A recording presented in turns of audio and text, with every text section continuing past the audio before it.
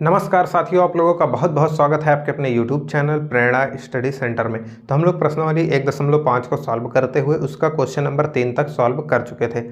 अब बारी थी क्वेश्चन नंबर 4 को सॉल्व करने की। तो देखिए क्वेश्चन नंबर 4 को यहाँ पे उतारा गया है कुछ इस तरह से, और उसकी एक कटिंग यहाँ पे साइड में आपको दिख रही होगी। तो आप लोग उससे मैच करिए, थोड़ी देर बाद वो कटिंग गायब हो जाएगी। तो मिला लीजिए अच्छे से। तो अब उसके बाद यहाँ पे कुछ मोटा मोटा दिया हुआ है कि एक ये यूनिवर्सल सेट है, सार्वत्रिक समुच्चय है, जिसमें 1 2 3 4 5 6 7 8 9 ये सारे एलिमेंट हैं। ए में 2 4 6 8 हैं और बी में 2 3 5 7 हैं। इन्हें क्यों दिया गया है? इन्हीं की हेल्प से हमें ये जो दो यहाँ पे नियम लिखे हुए हैं इनको हमें सिद्ध करना है। तो अब आइए देखते हैं पहला वाले को सिद्ध किया जाए। तो देखिए यहाँ पे पहले LHS लेते हैं, LHS को निकालते हैं हम लोग। तो LHS लेफ्ट हैंड साइड इसको बोला जाता है। अब लेफ्ट हैंड साइड पहले हम लोग A यूनियन B पे बात करते हैं। तो A यूनियन B को पहले हम लोग निकालते हैं। तो A यूनियन B को अगर हम लोग निकालें तो देखिए A और B A में आए, B में आए या दोनों में आ जाए। तो पहले A को लिखते हैं हम लोग।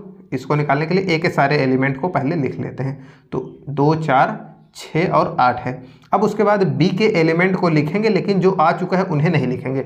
2 आ चुका है नहीं लिखेंगे। तो आगे क्या आएगा? 3 आएगा, 5 आएगा और 7 आएगा। 3 5 और ये 7।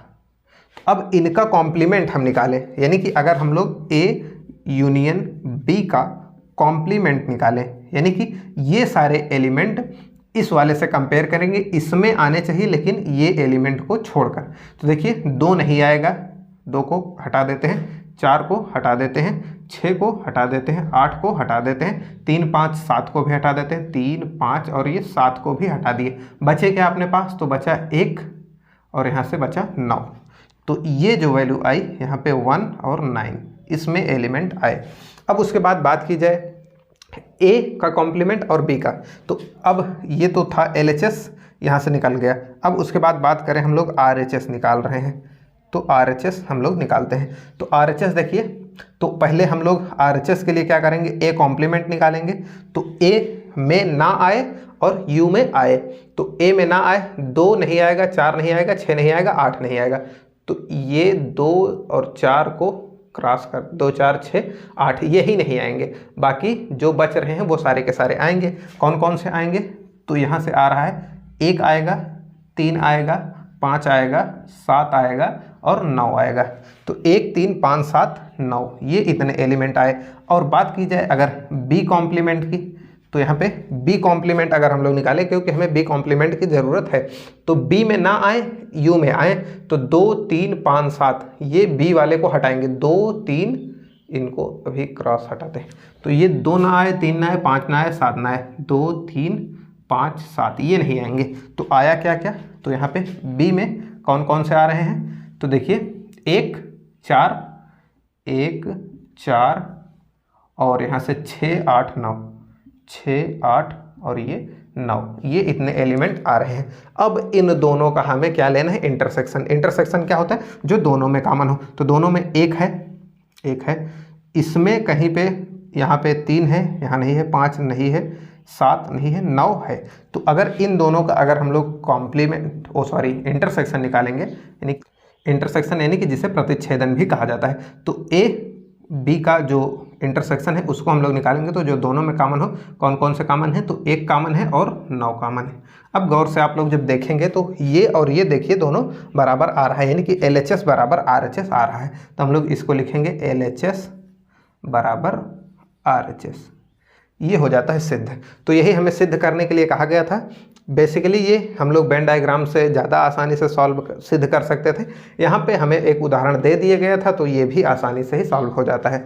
तो एक उदाहरण दे दिया जाए या तो वेन डायग्राम के हिसाब से हम लोग इन दोनों फार्मूला को सिद्ध कर सकते हैं। तो अब उसके बाद बात करें अपना इस वाले पे। तो देखिए यहाँ पे LHS लेते हैं हम लोग पहले, LHS। तो देखिए A इंटरसेक्शन B हमें निकालना है। तो A इंटरसेक्शन B, A और B में जो दोनों में कॉमन हो। तो क्या कॉमन है? यहाँ पे देखिए 2 है, बाकी और कुछ भी कॉमन नहीं दिख रहा है। तो ये आया, इसमें केवल एक ही एलिमेंट 2। अब इनका कॉम्प्लीमेंट निकालें तो 2 नहीं आएगा, बाकी सारी की सारी वैल्यू आएंगी। तो यहाँ पे हम लोग A इंटरसेक्शन B का अगर हम लोग कॉम्प्लीमेंट निकालेंगे तो ये 1 आएगा, 3 आएगा, 4 5 6, 7, 8 और ये 9 इस तरह से आ जाएंगे। अब उसके बाद ए कॉम्प्लीमेंट बी कॉम्प्लीमेंट हम लोग निकाल ही चुके हैं, तो यहाँ से उठा लेंगे ए कॉम्प्लीमेंट बी कॉम्प्लीमेंट।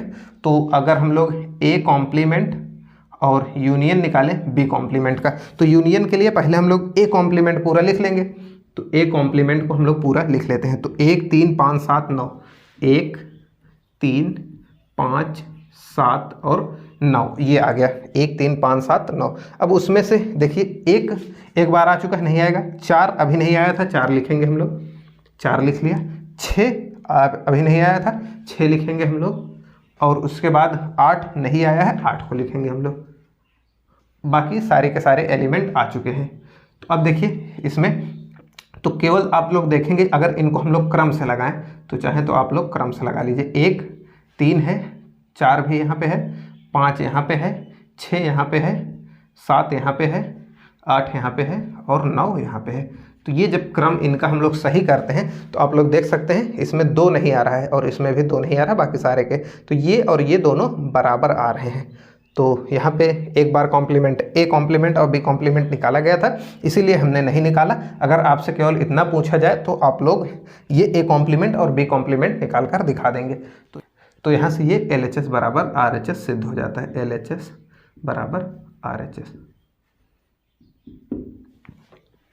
तो इस तरह से ये 2 पार्ट थे इसके, दोनों ही सॉल्व हो जाते हैं। तो इसी तरह से क्वेश्चन नंबर 4 समाप्त हो जाता है। तो इस क्वेश्चन नंबर 4 के बाद अब हम लोग क्वेश्चन नंबर 5 को सॉल्व करेंगे नेक्स्ट वीडियो में। मिलते हैं नेक्स्ट वीडियो में, तब तक के लिए जय हिंद।